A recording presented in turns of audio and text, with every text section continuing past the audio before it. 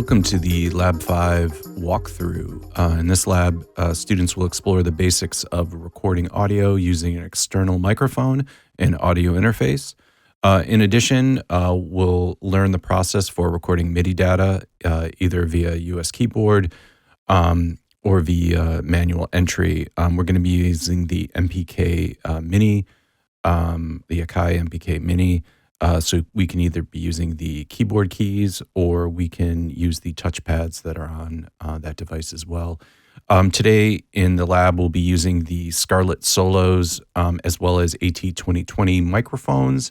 As far as what we'll be doing, we'll be configuring not only the microphone and the audio interface for recording, but we'll make a basic audio voice recording. We're also going to create some instrument tracks, virtual instruments, make some basic MIDI keyboard recording, as well as then edit that MIDI in the event operations window. A bunch of shortcut keys today. There's some pretty essential ones that are still on here and will remain on here. But there's also some new ones today, especially for the starting and stopping of recording. One of my personal favorites is the Command Numeric 3. If you're on a laptop that doesn't have a numeric keyboard or a keypad, you may prefer the Command Spacebar option. Anything's better than having to go into the transport window and press play and stop. It's just there's so many other ways to do it. There's at least 3 ways, shortcut keys here. Also, even just starting and stopping playback by using the spacebar is pretty universal in most DAWs, but especially in Pro Tools. We'll also be using the event operations window today, so knowing that Option Numeric 3 shortcut will be super handy. So the first thing we're going to do is set up our audio interface. You can tell that it's on by this little green light showing here that actually tells us that it's powered on and plugged in. Unfortunately, sometimes they'll show that it's powered on and the light will be on, but it won't. Pro Tools won't recognize it or your OS won't identify it as plugged in. This usually happens when it goes to sleep, your computer that is. So sometimes just unplugging it and plugging it back in, and even sometimes restarting the computer can just make sure that everything's connected and good to go. At the very least, just unplugging the interface and plugging it back in will usually allow the OS to identify that it's plugged in and ready to go. In these photos here, you'll probably notice there's a bunch of lights on, especially here. If we look here in the gain section here, you can see that the gain knob is turned all the way up. We can also see that the 48 volts and the air button is on. Before we plug any microphone into this interface, we're going to want to make sure that these are all turned off. So the 48 is off, the air is off, and then the gain knob is turned down. If we are going to plug a microphone in, we're going to be using the AT2020. So we'll be plugging the via XLR cable into the XLR input here on the left-hand side of the Scarlett Solo. So the outward facing end of the cable goes into this interface here, and the inward facing side goes into the AT2020 microphone. With the microphone plugged into the interface, you can then turn on 48 volts. It's important to understand that this is a condenser microphone, the AT2020. So if you're using a different one in a different interface, mileage may vary. But if you're using the AT2020, which is a 48 volts, which is a condenser microphone, it needs 48 volts to charge that backplate. So we'll want to turn that phantom power on. We can then turn the gain knob up from 0, so all the way left, to about 50%. Usually 12 o'clock is a pretty good place to start. If you speak into the microphone at this point, you should see input meter. You should see the input meter flashing on the interface. That's this green ring here. Notice this one is a green ring where the one over here is red. So green indicates that you're getting a fine level. If it's orange, you're approaching clipping. And if it's red, that means you're actually clipping the input. So you'll want to then turn this gain knob down. So at this point, like I said, you should see level. You should see these meters flashing here, but you shouldn't hear anything because the next step is we have to go into Pro Tools and configure it, both the I/O as well as the playback engine. So the first thing we're going to do is create a new session. Of course, I already have a session open here. because I'm using Pro Tools right now to record this walkthrough. So you'll notice I do have some like hidden tracks over here to the left. Never mind you, those tracks, they're just over here. So like I said, I can make this walkthrough video. So I'll go through the steps here. You can either go up to File and Create New, or I'll do Command N to create a new session here in the dashboard window. We're going to need to name it properly. So I'm going to do year, month, date. So I'll do year, month, date. You can do your name and then the lab number, which would be lab 5 in this case. We want to use Wave 24-bit 44.1, and as always, we want to make sure it's stereo mix.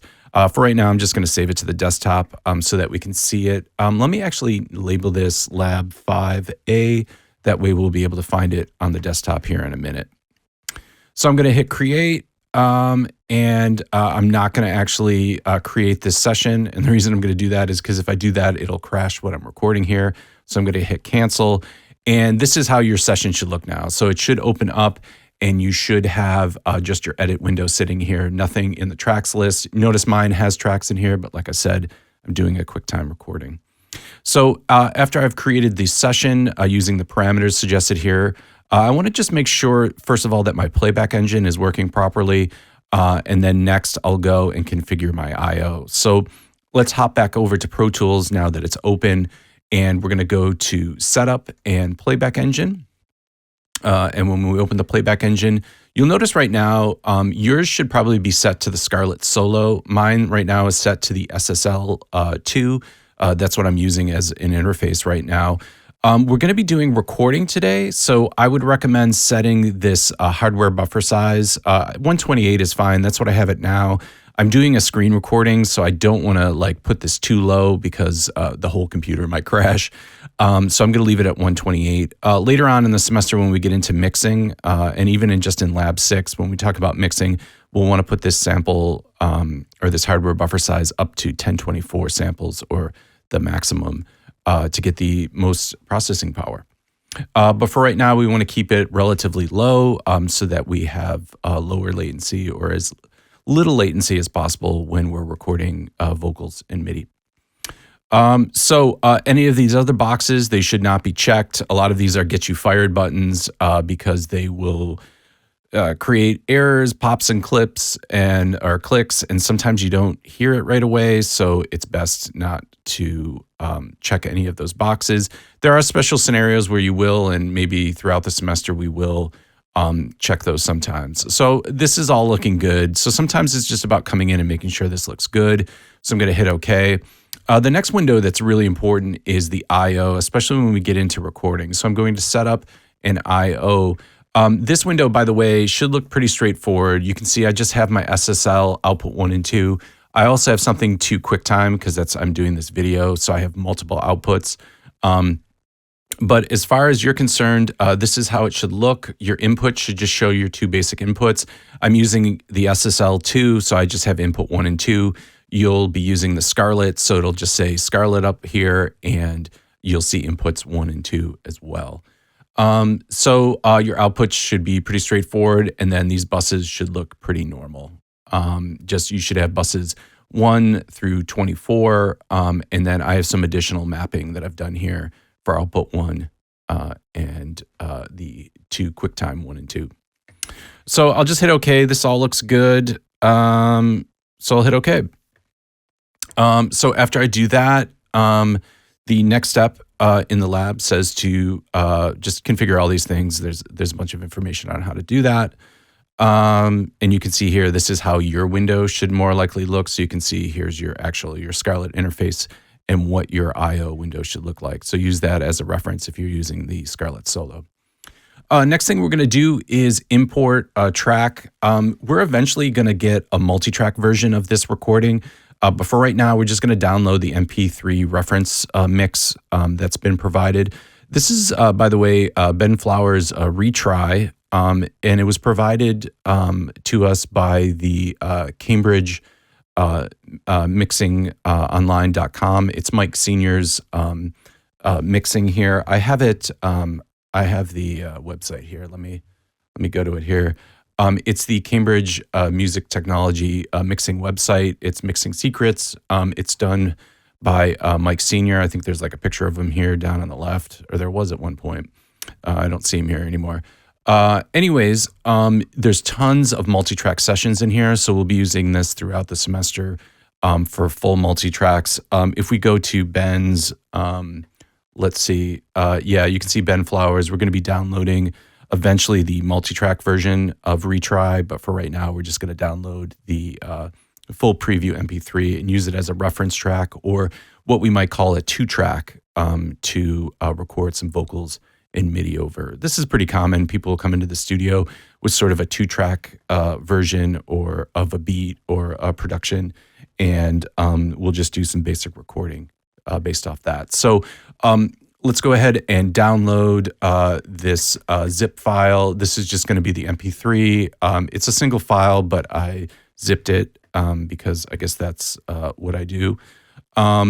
So yeah, all we're going to do is just drag this into the session, into the tracks list. On the left-hand side of the edit window, we're going to drag it over here. Before you do that, the directions do say to go to Pro Tools and go to Settings. And I know this is pretty daunting here, the Pro Tools preference window. But if you look under Processing, if you click on that tab, Processing, and you go to Import, there's a huge feature here called Automatically Copy Files on Import. This means whatever I drag into my session will be copied into the audio files folder in that session. And if you've had any problems with the past with missing audio files, this is a great box to check. It just makes it a lot easier, especially if you're like dragging samples from all like disparate locations.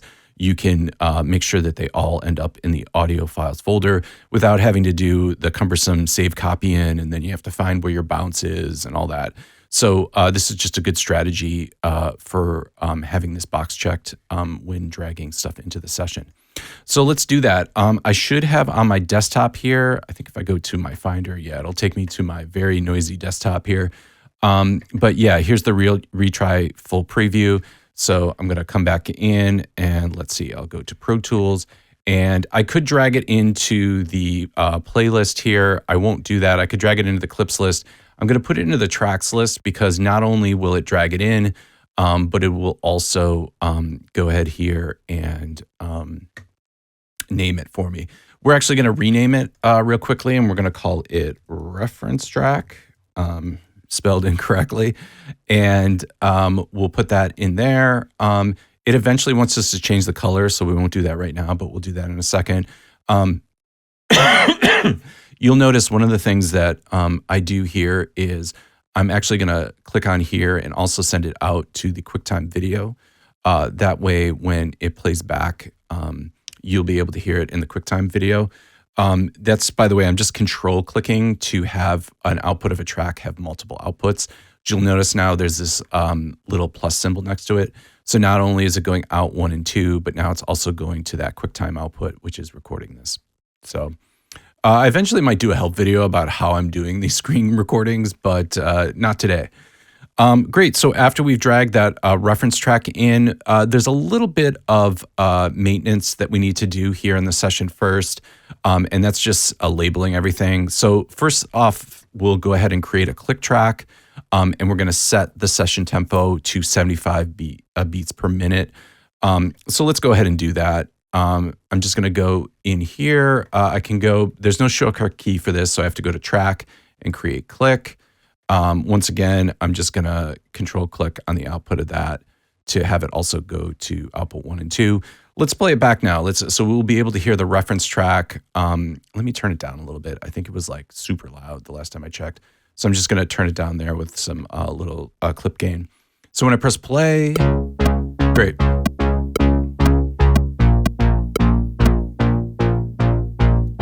I'm just going to mute the click track here real quick, unmute it. We can hear it. If you listen to it, it has nothing, the tempo of the click track has nothing to do with the session or nothing to do with the music. Yeah, so probably the first thing we want to do is go up here to see the tempo ruler here. We want to go to the tempo ruler, and we're going to add a tempo change.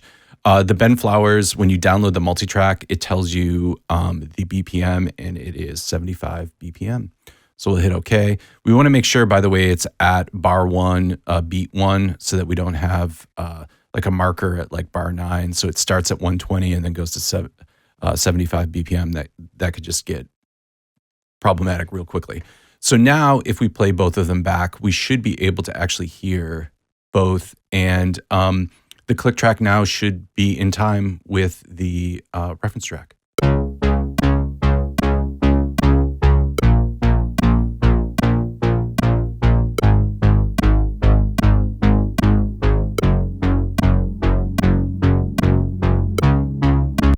Great. So this is really important.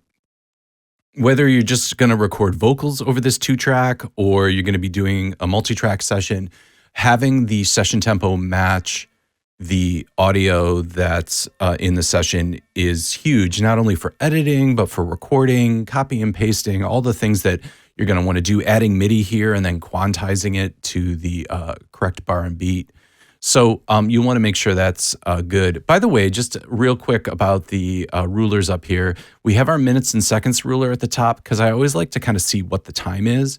But then notice my bars and beats, that ruler is selected. So that is the main ruler. And then therefore, when I'm like making selections and I'm in grid mode, it's making selections based on the bars and beats. And right now I have my grid set to, it looks like a half note, so I can make it a quarter note, and it's even more defined. A lot of times when I'm moving stuff around, I'll move this all the way back up to 1 bar. And that way now, if you notice, if I use my selector tool here, I can only select 1 bar at a time.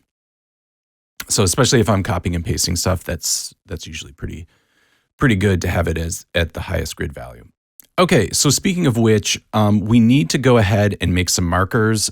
In the next lab, you will go through and make markers for the entire session. But for right now, let's just do the start marker, the verse 1 marker at bar 9, and then the one at bar 17, which is the chorus 1 or C1, which I'm calling it.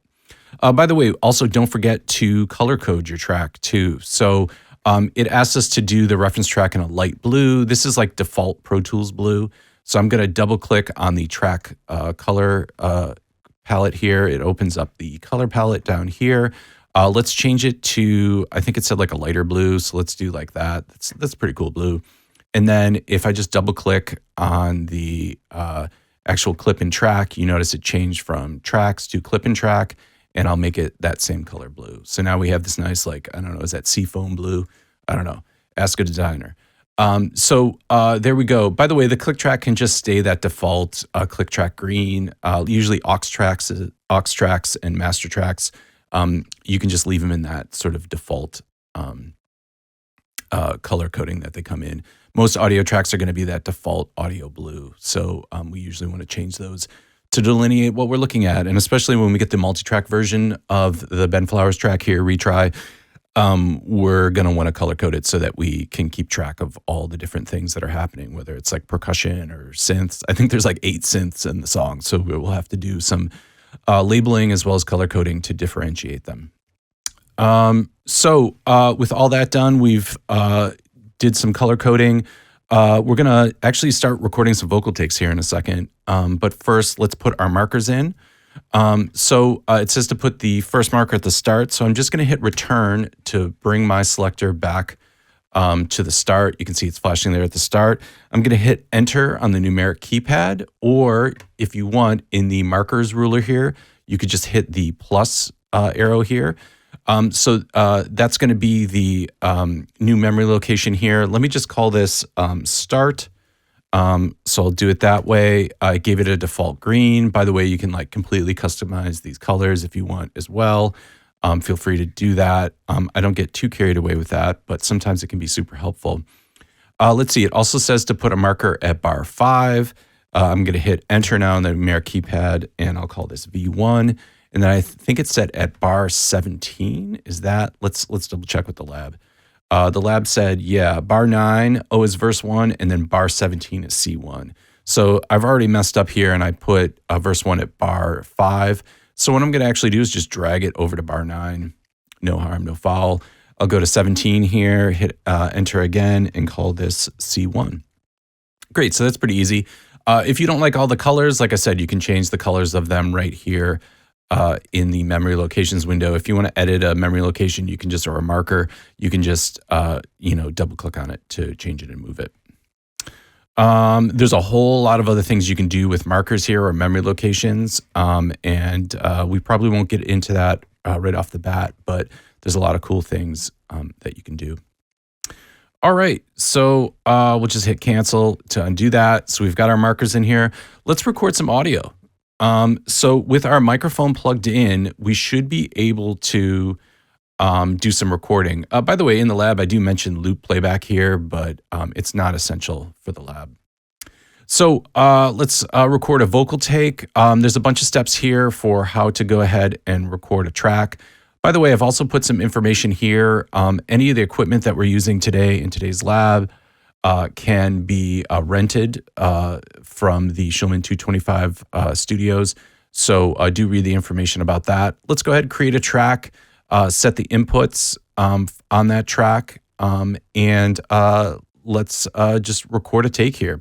We're going to call this take Vox.01. So let's go into Pro Tools here, and I'm going to go to track and new, I can if I want, or I can do Command Shift N, and I'm going to use a mono audio track. By the way, it should be a mono audio track because we're only using one microphone. This is not a stereo situation where we'd want a stereo audio track.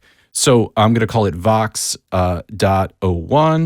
The cool part about this is by naming it Vox.01, every time I make a new take, it'll label the new take 02, 03, 04. Sort of what we talked about in Lab 3 a little bit when we were using the different vocal takes. So if we hit create, here is Vox.01. Notice how it's that default kind of audio track blue. So right now it's set to input 2. So let's change that. Let's change it to input 1.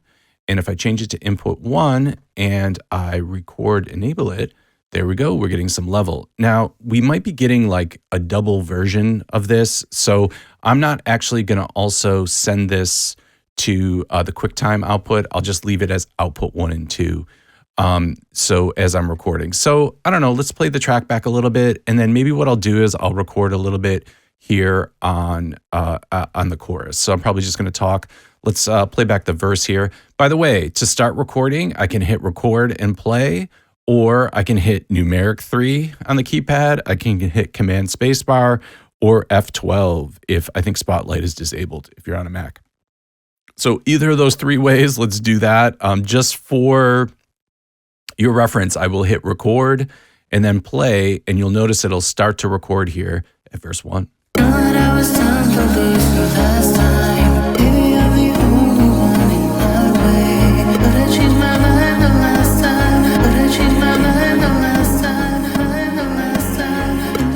Sorry, I had to turn that way down.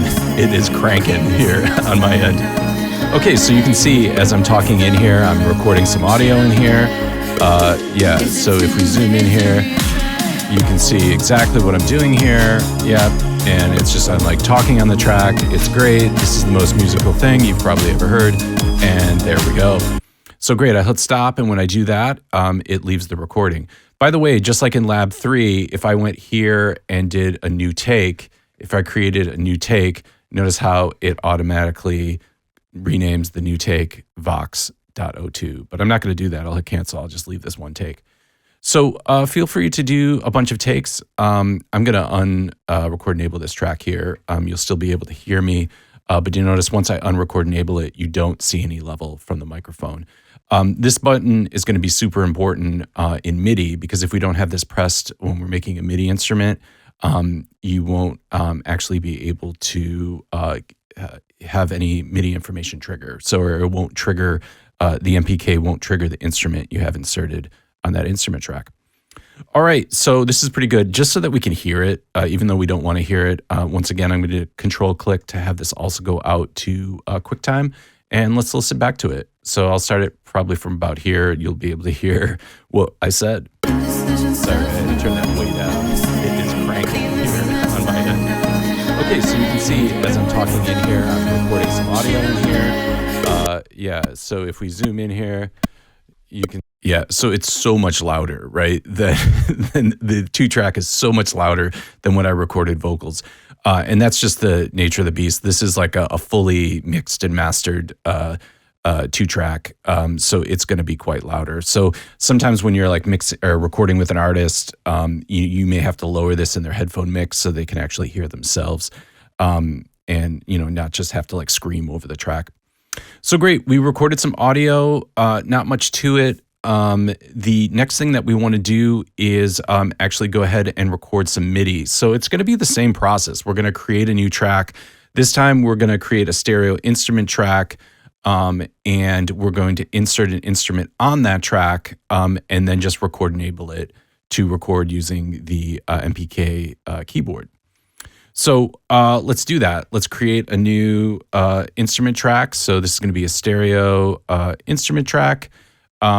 Stereo because most of the keys and most of the instruments in Pro Tools are in stereo. So that's why we're using a stereo track. The only time I might make a mono instrument track might be for like a bass or some type of instrument that like vacuum synth. Most of those are pretty mono instruments. Some of the ARP and some of the other soft synths I use are just mono. So they don't really have any stereo information.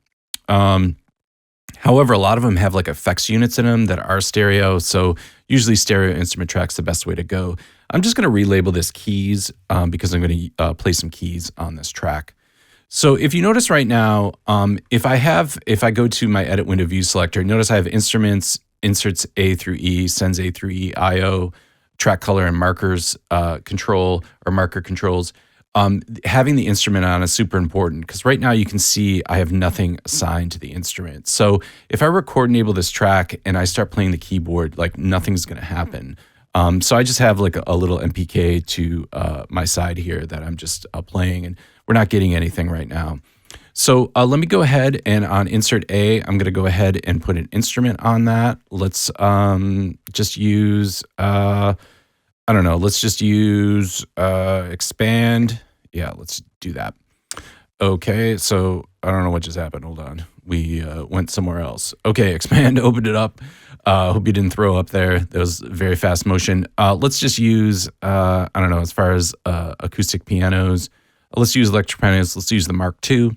So by the way, do you notice now, once I put the expand to instrument here on insert A, now the instrument says that it's accepting inputs from all inputs or MPK Mini 3 that I have here, and that it's going to trigger that expand instrument. Right now I have no other instruments on there, but if I did, I could trigger different instruments. So now if I record enable this track, I should be able to hear some keys. Once again, I'm just going to change this output to QuickTime as well so you can hear it. So if I press play, great. We're getting a little Mark keyboard here. Expand in general seems to be like super quiet. So I am going to turn the level up over here. But yeah, in general, it tends to be pretty quiet. All right, let's record a little bit here. So I'm just going to press playback here and I'll try to figure out, I think this is in the key of life here or something like that. I think is it F sharp major or something. So I'm going to start recording. Once again, I can hit record or play, but I'm actually just going to hit record using numeric 3. So I'll do that here. And here we go. Oh, I muted the reference track. Let's turn that on.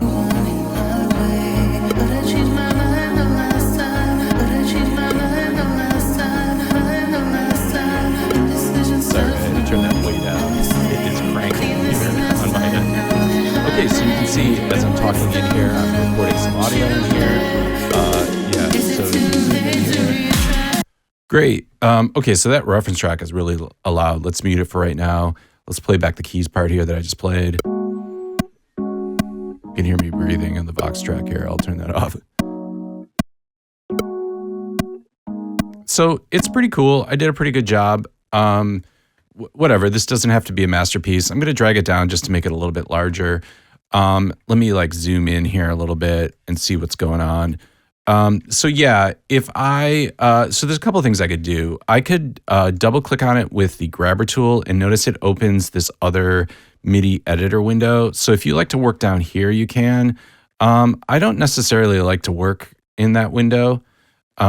So I like to just work right here in the edit window, but you can use that window. And some people find it really comforting because it's similar to a lot of other DAWs, and it looks similar to their view. So yeah, why don't we just use it? So I'll double click with the selector tool. See, I don't like this because now I have like two sets of tools. So, and if I zoom out a little bit here, I can select all the MIDI. So if you notice, I'm like a little bit late. Like I didn't actually start on beat 11 or on bar 11 beat 1. I'm like a little bit late. So what I'm going to actually do is if I do option numeric 3 to open the event operations window, remember I can also go up to event and event operations window or option numeric 3. It'll open the event operations window and I can do a whole bunch of things here. We'll get to transpose in a second. But for right now, I'm going to do the quantize function. You can both turn the note on, note off on. Let me do it to the closest 16th and hit apply and see what happens. So when I do that, notice how it now nudged this first part here right up to the start of bar 1. Let's hear if we can hear the difference. I'll have the click track on here while I'm doing this. Let me undo it here and let's hit play. Yeah. So I'm like early there. I'm a little late. So if I hit the apply quantize, yeah, see now that's in time. Some missed notes. Which one? I think this is the wrong one here. I don't think there's a G natural in this in this key. So here, let me switch over to a different tool here. I will go to my pencil tool here. And let me just select somewhere else. So I made a note. I can just hit delete. So this note, I don't think exists in the key. So if I go in, I'll zoom in here. If I hold the option, I can turn it into a little eraser. Isn't that cute? And just get rid of that note that does not exist in this key. So if I play it back. Yeah, I also think, what is it? Do I have an F natural down here? That's not, I don't think that's... no, I did F sharp. It should be good. I hit something that one of these notes is not in the key. Maybe, yeah, I don't know what it is. So anyways, yeah, if we play back.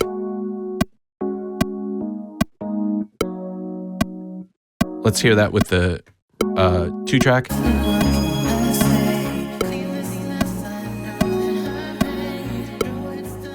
Great. So it's horrible, but it's in time.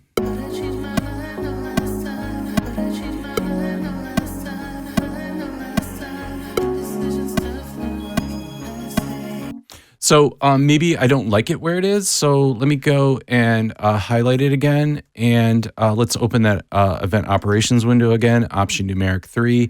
And let's transpose it up, or let's change the velocity first. So why don't we... right now, by the way, we are in notes view, so we can switch to velocity view, and we'll just leave it right now in notes view. But yeah, we can see there's down here at the bottom is our like velocity stalks, so we can make it a little bit larger so we can see our velocity stalks. They're kind of all over the place. Let's apply it and like take all the life out of the performance and just make them all 64. So notice now how now they'll all be the same sort of volume.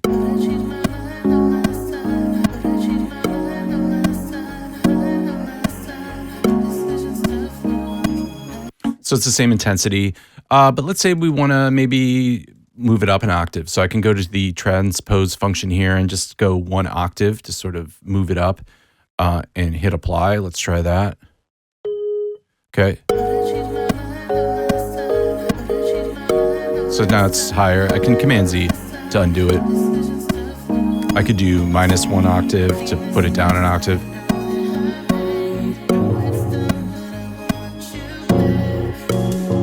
Yeah, it sounds horrible, but these are all the things you can do when working here to transpose it. Let's undo that. Let's just leave it in its original performance. So at this point, we've covered a bunch of ground. We've done some basic audio recording. We've set up the audio interface and the microphone. We've imported the reference track, and we've also done some basic MIDI recording using Expand 2 and the MPK. So with that, the lab is pretty much over with. Because we saved everything, we can just do a save session or Command S just to save the session. And then we just want to make sure that the folder that we save and that we zip has not only the Pro Tools session, but it also has the audio files folder. Remember, for zipping and sharing to the cloud, the last steps are the same as they've been for all the other labs. Just make sure you zip the entire folder that has the Pro Tools session file and the audio files, share them on Google Drive or any cloud storage that you want, and then just make sure that that link is shareable with anyone who has the link. That's the walkthrough for Lab 5. Let me know if you have any questions.